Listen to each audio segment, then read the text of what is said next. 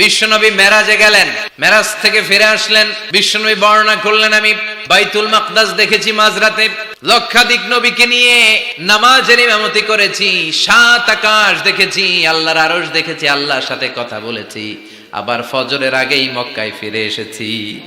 সবাইকে খাইছে মোহাম্মদের মাথার তার ছিঁড়ে গেছে, নাউজুবিল্লাহ পড়ে। আবু জাহেল, উতবা, সাইবা সবাই মিলে একটা সুযোগ পেল, বললো এতদিন আমরা আবু বকররে বুঝাইতে পারি না, আজকে মোহাম্মদ যে গামজাখুরি কথা বলে এটা বললে আবু বকররে আমাদের দলে নিয়ে আসা যাবে। সবাই সাইয়েদনা আবু বকরের কাছে যায়, যে বলে আবু বকর জানো নাকি তোমার নবী নতুন কথা আমদানি করেছে?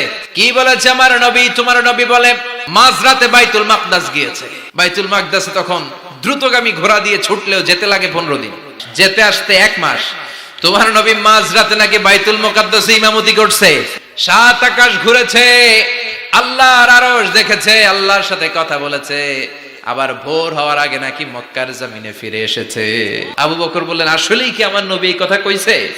সবাই এক বাক্যে বলে হ্যাঁ, তোমার নবী মুহাম্মদ এই কথা বলেছে। আবু বকর দ্ব্যর্থহীন কণ্ঠে ঘোষণা করে দিলেন, আমার নবী যদি এই কথা বলে থাকে, আমার নবী সত্য বলেছে।